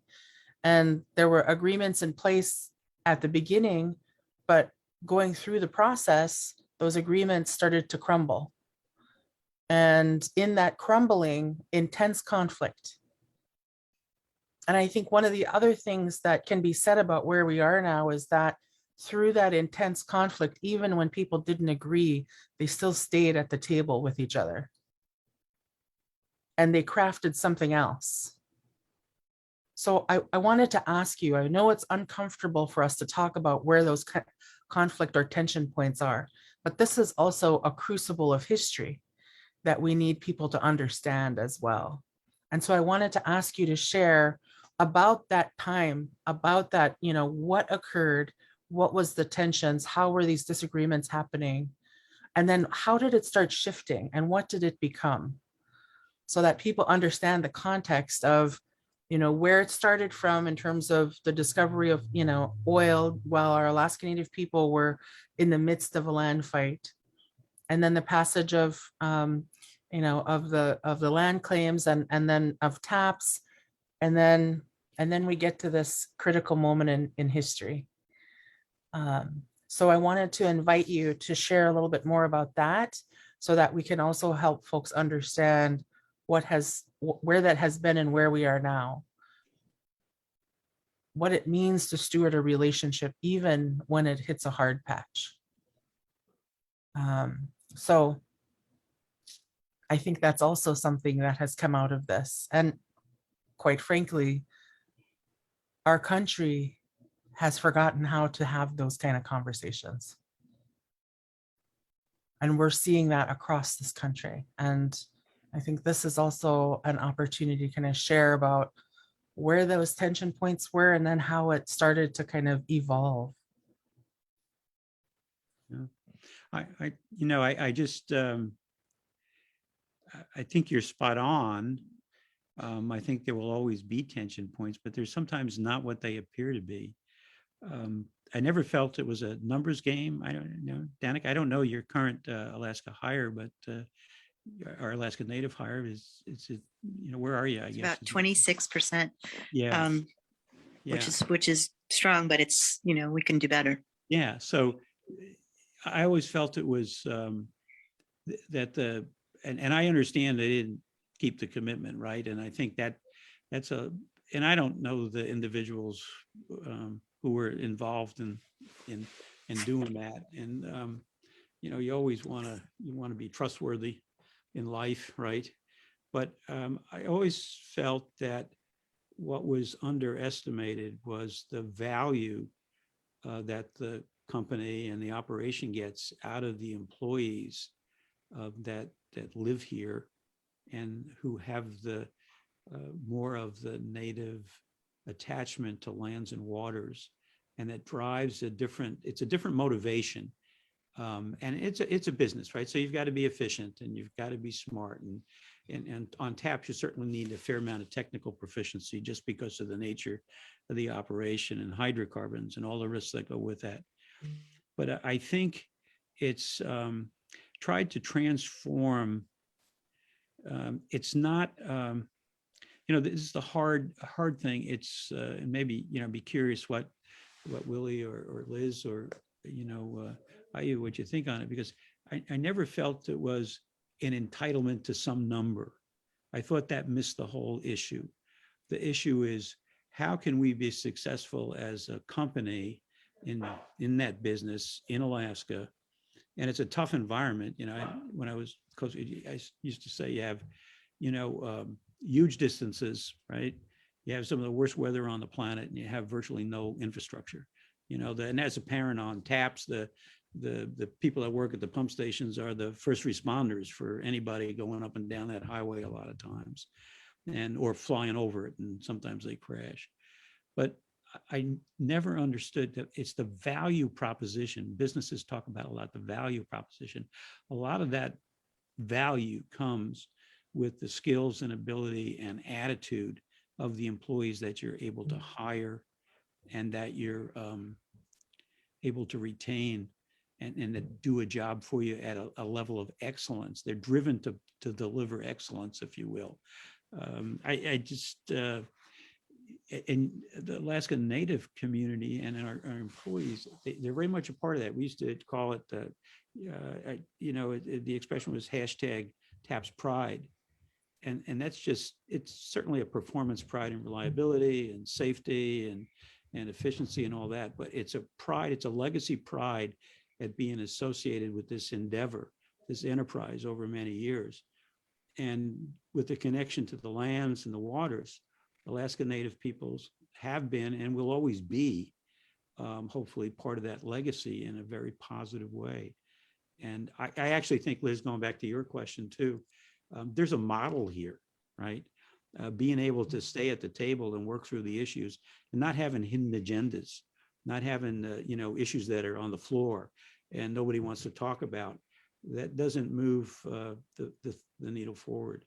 And I've always appreciated and respected the First Alaskan Institute's leadership in particular, and folks like Willie and Oliver and how you've helped educate us as an operating company and the leadership, the company leadership personally. I don't know.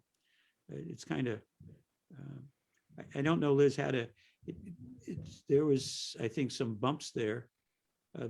Probably will always be some on different issues, but as a result of working through those bumps, I think you've got what looks like a model operation. A few years ago, for another reason, I was invited and had dinner with the president, who was Barack Obama at the time. And you didn't know how that was, about a dozen people there.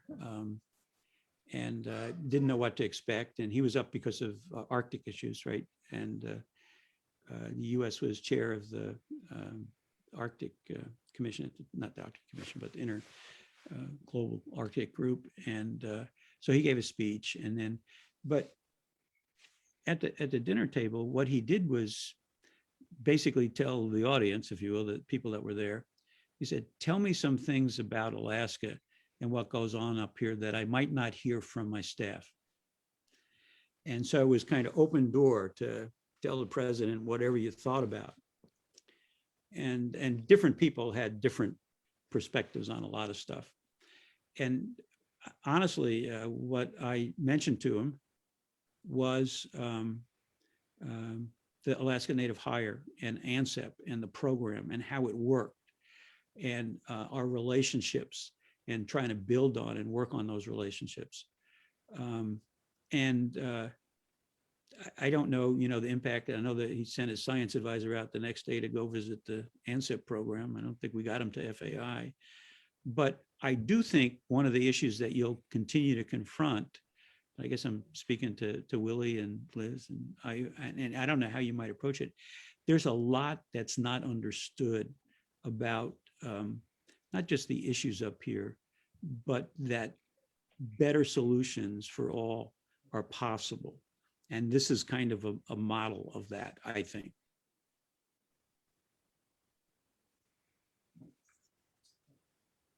Yeah, clean on top. Yeah. I think I forgot to mention that kind of the Congress has had a proprietary attitude about the pipeline because it literally took an act of Congress to get it built. Yeah. Right. And so they feel like it's sort of one of their babies, and consequently, the Oversight and Investigations Committee had a tremendous amount of power and could hold hearings at whim about the pipeline, and they did. And I spent 9 years, I guess, trying to represent the pipeline in Washington, and got quite a perspective. I mean, I think the Admiral probably was there, and they had hearings on Y2K. They had hearings on the bullet puncture that caused such a vision of the pipeline spraying over the snow. There was a hearing. There was the giant earthquake that I think any other pipeline in the world probably would have broken in two. But by God, this pipeline withstood what, a 9.2 or 3 quake. And to me, it was a great testament to the engineers who designed it and the geologists who figured that there might be a quake someday, and the pipe was literally virtually on the ground on the steel railings for it to have a chance to move sideways and up and down and didn't break. But that's just kind of something that Alaskans should know, is that when the Congress thought there wasn't enough maintenance being done, when they thought that there was maybe not enough attention being paid to the employees and maybe repressing them and doing their jobs. I mean, they had hearings on those, and by gosh, they put the administrators of the pipeline on the point. And that included not following the required Section 28 and 29, 28 and 29 in particular. And that really was a violation of the grant of right-of-way and a regulation. So, but the good news was that once that was brought up, the company, once they get focused on something, they do a tremendous job. And that's one of the things I admired about Alyeska, is that they once the problem was pointed out, they put their program together and have been improving it and putting the squeeze on their contractors that they're not exempt. If they have 40 more employees, they also have to have a plan, and they have a government overseer that makes sure that they're doing the job. So it's really quite a system, very unique. I think, to me, it's sort of representative of many ways that Alaska Natives have participated in trying to resolve issues in Alaska. It's not just this one. It's how we manage marine mammals. It's how we handle health care. It's how we electrified our villages. I mean, we had to come up with new ideas and new ways to do things because of the unique characteristics, in Alaska. The humongous spaces, the huge cost, the lack of infrastructure, and so it's taken sharp people to be able to do what needed to be done to keep that pipeline going. Because if it plugged up one winter, we would be in the dark in Alaska. I mean, Alaskans just don't understand how that little pipeline has revolutionized life up here.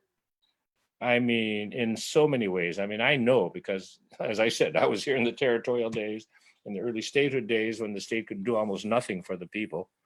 Really, it's not a little pipeline, Yeah, and here, It's a and here we are, you know. ginormous pipeline. Yeah, and here we are. You know, we've had 35, 40 phenomenal years, you know, because of the job that these guys do in keeping that oil flowing. I mean, Alaskans need to understand that. Yeah, thank you. Iñupiaq, Willie. My mind is so full and I have so many questions and thoughts. I'm thinking of this, is it an analogy or a metaphor? I think it's an analogy where you were talking about this as an arranged marriage between the Native community and TAPS. And it brought to the surface this story that I remember from traditional chief Paul John. I know one of his daughters is tuned in and listening, so sending you some love.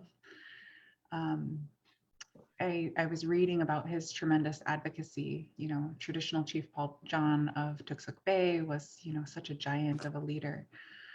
And, you know, as all Native people are, was a fierce protector of our ways of life. And this one story in particular really struck me, where it talked of him advocating at the Board of Fish. And he got up in his testimony to speak to the board. And he told them of the story of two marriages, that there was a really incredible hunter who was very successful and brought home, you know, all the meat that they needed and more to be able to share with others. But he had a wasteful wife who did not know how to take care of the catch. And so much of what he brought home went to waste. And he told of another marriage where there was a husband who was still learning. And so what he brought home was less than the other hunter, but his wife was a skillful wife at putting up the foods. And so they had everything that they needed in order to make it through. And Paul John pointed to the Board of Fish and he said, "You're the wasteful wife." And I've always been really struck by that story, because I think in particular in relationships where maybe the marriage didn't come together by choice, maybe we're brought together by, like Laug and I was saying earlier, this crucible of events that put us in a relationship, not necessarily of our own choosing, but that at the end of the day, we each still carry responsibility when it comes to shared responsibility, when it comes to protecting the health and well-being of our lands, right? Ensuring that,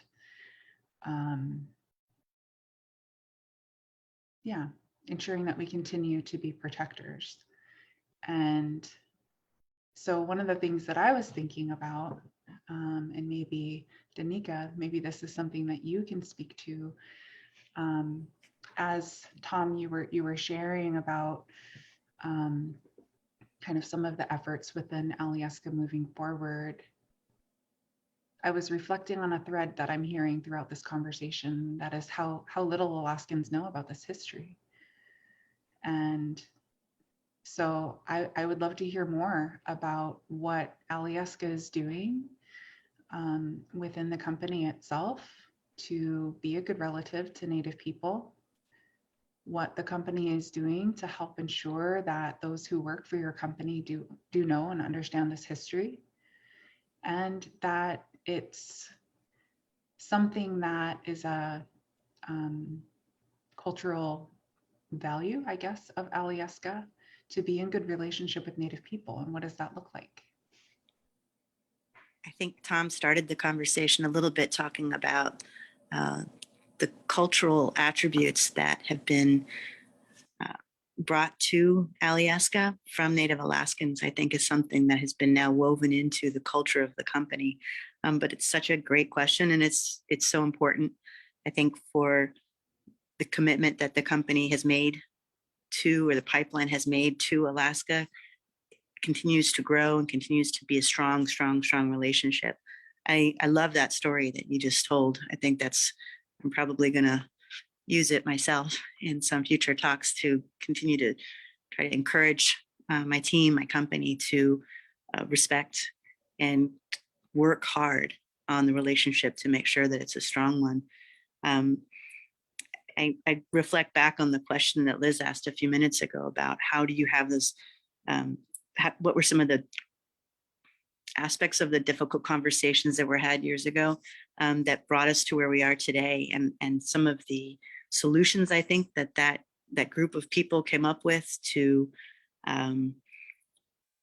start to rebuild what was broken, substantially broken. I would say that there was definitely a lot of opportunities that were missed to really start to strengthen that marriage. Would you call it the arranged marriage that we have with the state of Alaska, that the pipeline has with the state of Alaska? There are a lot of arranged marriages that end in a great love story. And I think that's something that the commitment that I think Tom made, and I'm so happy to pick up that legacy that he's built, and also through the long history with Alyeska, to continue to work on that relationship and that make that marriage stronger and stronger. One of the solutions I think was agreed upon back years ago was training. And I think training and learning is something I'm committed to really strongly.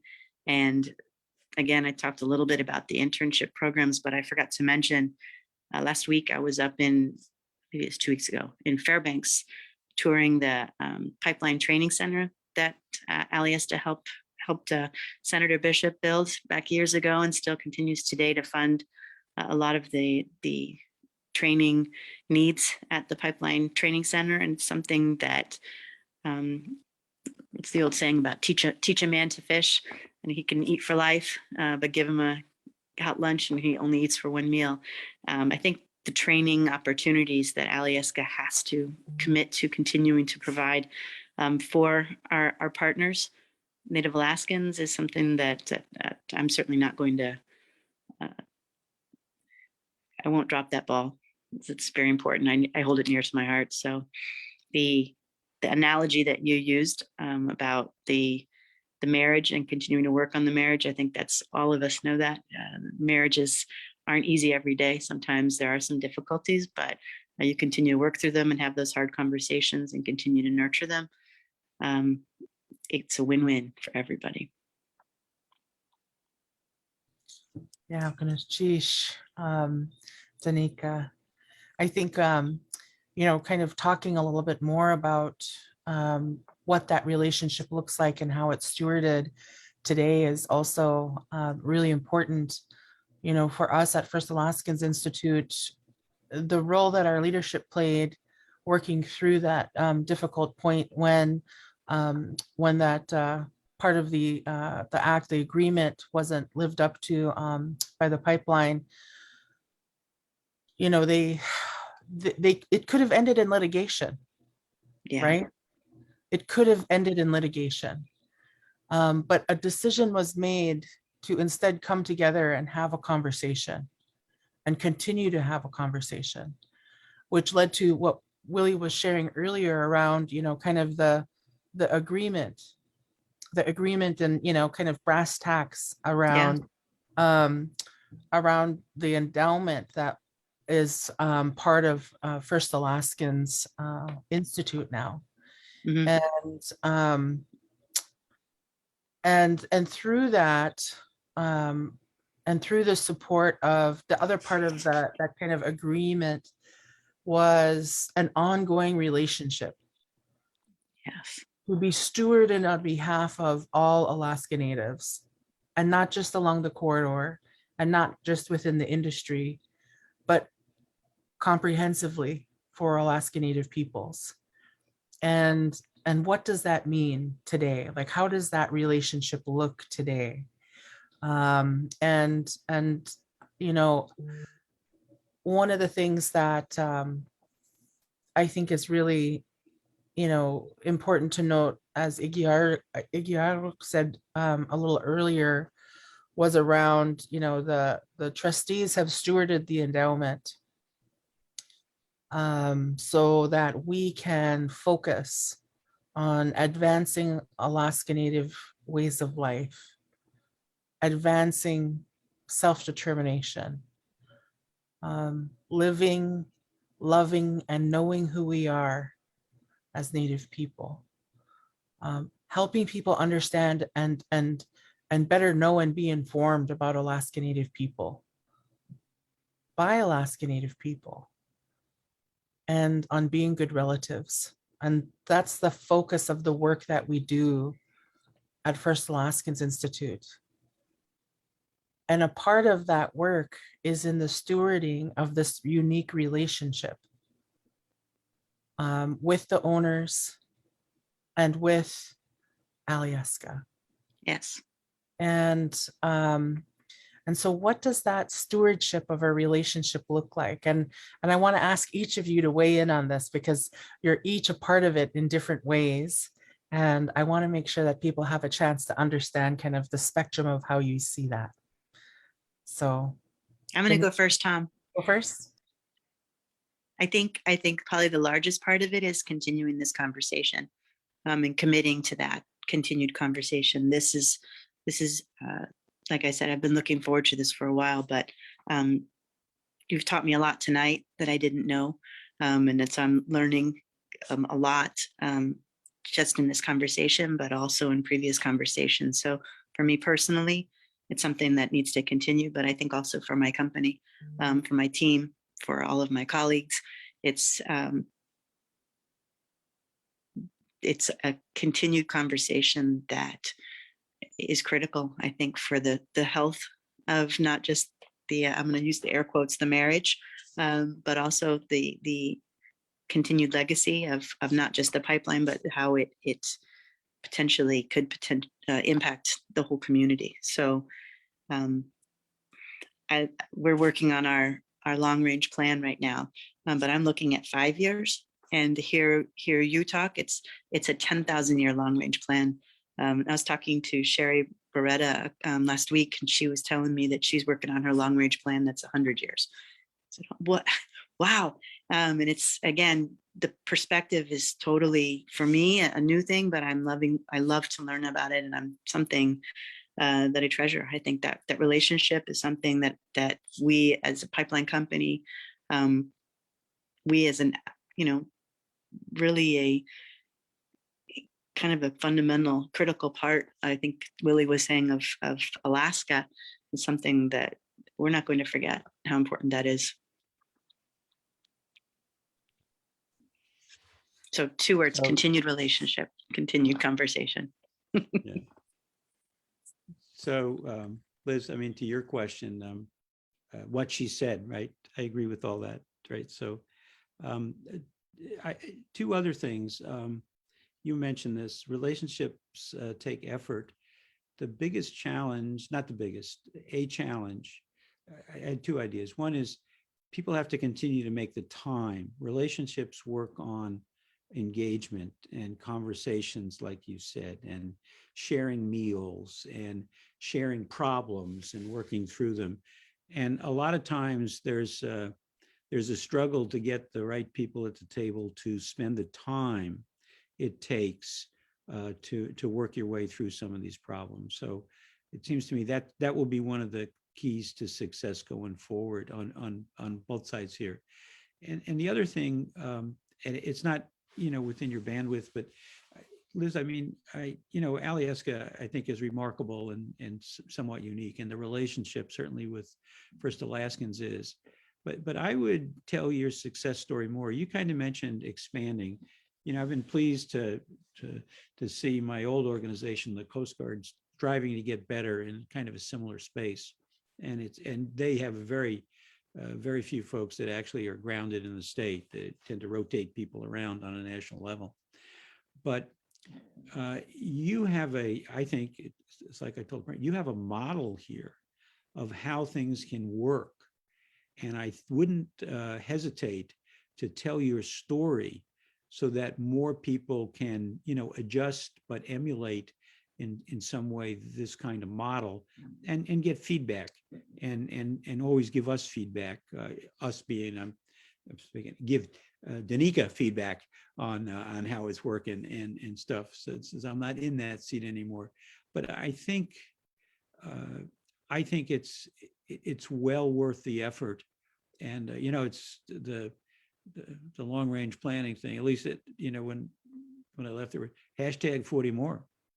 That infrastructure can be kept operating safely and reliable with the right investment and the right maintenance and the right people for another 40 years to the benefit of everybody up here, if we're willing to invest in all of those things. And I think we should make the investments in time, in spreading the story, and in working the problems, keeping the conversation going, as Danika said.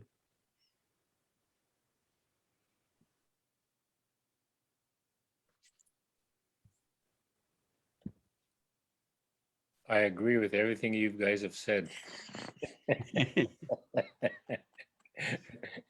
Well, and just thinking back, it's just, it does take a lot of communication. I mean, there were times when the oil industry was going to use the hammer and did use the hammer, but in the end, it takes, you have to make a conscious effort to stay in touch with the right people, and that was very true in DC, because there were enemies of the pipeline, there was enemies of the oil industry, and sometimes they would take an incident and blow it all out of proportion, and so you sort of had to navigate those entities and personalities that whose opinion matters, and and there has to be a commonality of interest, and so you have to. It takes time and effort and work to make sure that those communications take place. So. I think it's been a great and productive relationship with what some Indigenous people would think would be the enemy, but Hey, I can still hear you, Willie. but the reality is that you have to assess your own situation that you and your people are in and try to figure out what is the best thing that you can do. Try to provide for them and for their interest and for the long run, and that's kind of what we've tried to do up here, and hopefully we'll continue to do.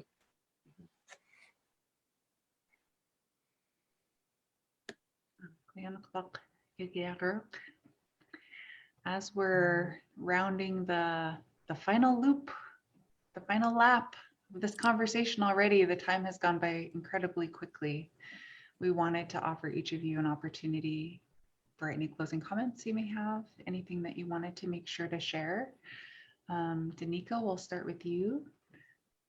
Then we'll go over to Tom.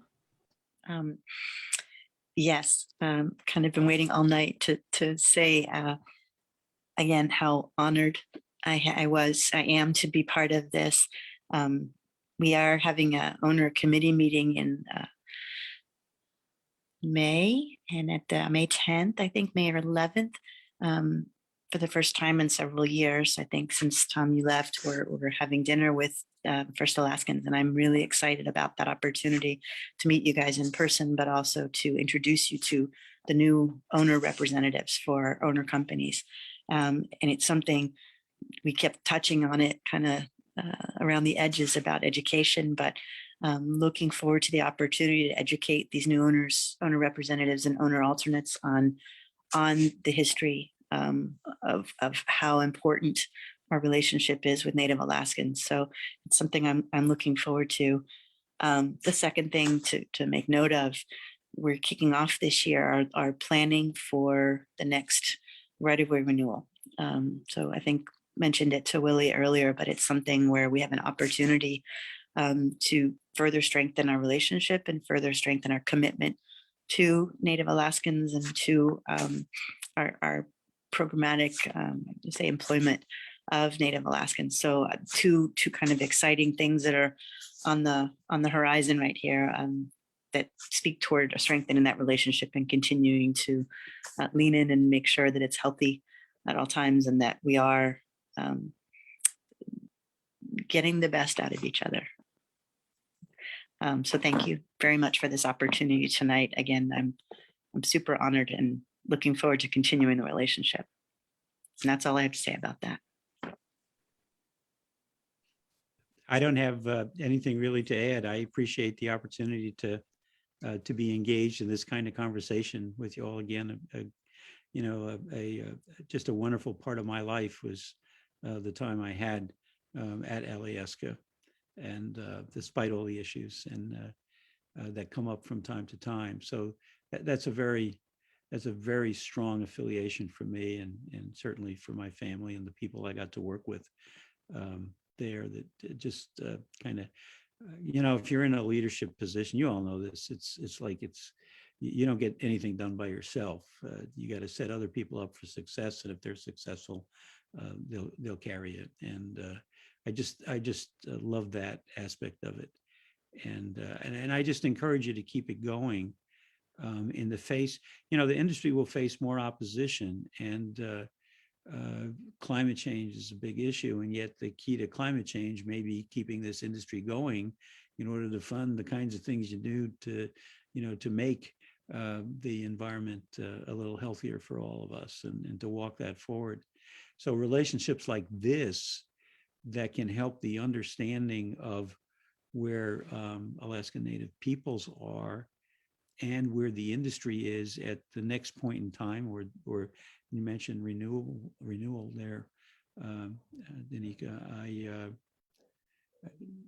You need to spend the time to have a clear understanding of what the issues are on both sides as you go forward. And I think, as in the past, you'll find a unique way to navigate them successfully that may be a model for other people as Alaska goes into what we're starting to talk about as Alaska 4.0. What's the future up here for everybody? But I think being current on the issues and the opportunities and working through the rub points, I think is as important as it's ever been. And I would just encourage you to keep that moving along.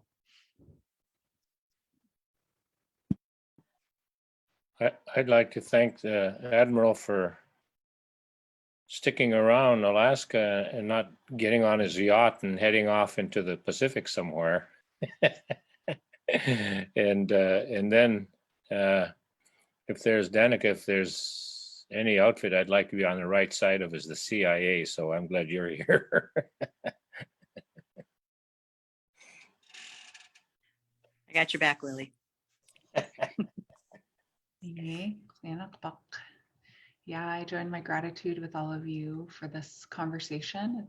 It's really important for us to come to the table, like Wagunai was saying earlier, to be able to engage in these conversations, to shed light on history that a lot of our Alaskans don't necessarily know, but need to know, so that we can, in an informed way, chart our path forward together.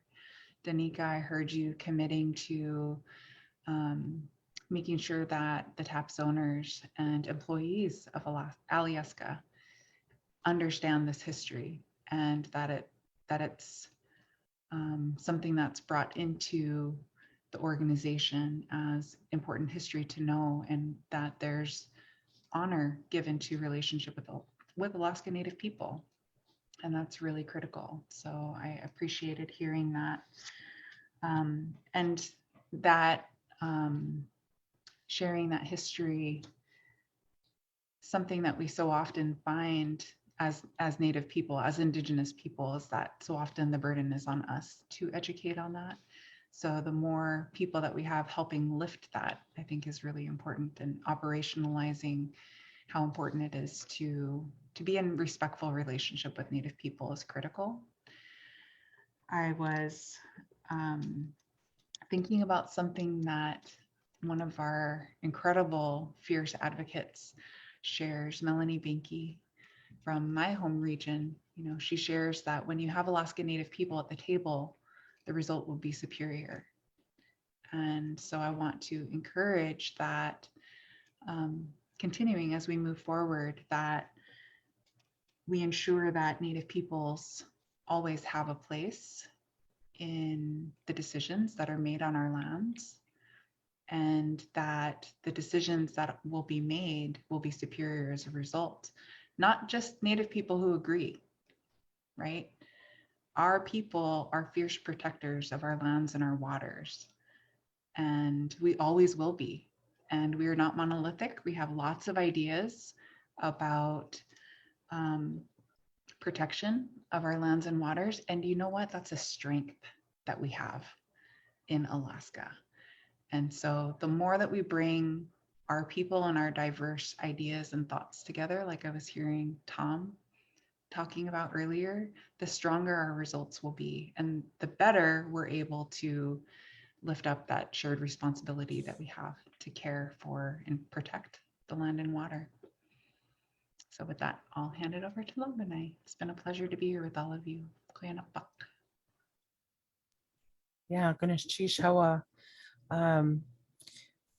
for agreeing to come and spend this time in the evening, and be able to kind of flesh out some of this history so that, you know, folks today will understand and know, so that people will understand, you know, the different things that were occurring, the context at the time, fighting for our ways of life, fighting for who we are, fighting to make sure that we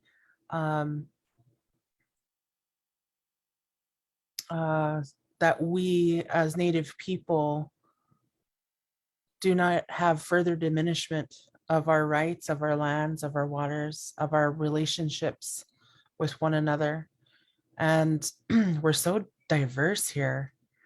And this is something that IU was just saying, you know, for over 10,000 years, well over 10,000 years, diversity has been Alaska's strength. We have, you know, 12 plus distinct nations of Native peoples. So diverse from one another here that, you know, myself as a Tlingit and Haida woman, I'm as diverse from IU as an Iñupiaq woman as I am to a Comanche in Oklahoma. Like, that's how distinctly different we are, because that's how Alaska is. As a state, this place has always been unique to itself. And so it makes sense that the relationship should also match that. And there is history where we have had conflict, and there is present day conflict. But it's the way that we come together and work through it and have the conversations that really defines our ability to care for Alaska, and as well as our relationships over an extended period of time. Because of course, it's about the next 10,000 years, building on the past 10,000.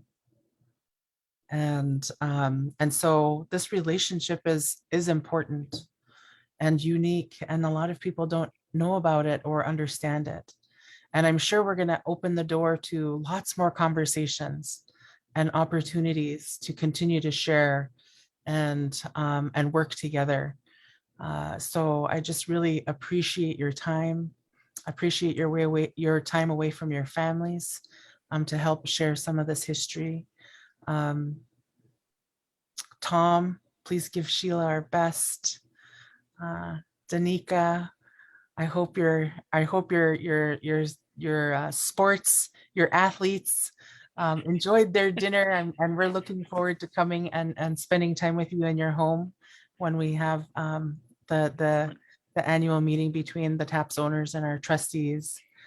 And Iġġiaġruk, always wonderful to spend time with you and to hear the history, and also to hear one of the things that is not history is our unending love for who we are and our commitment to make sure that it is perpetuated.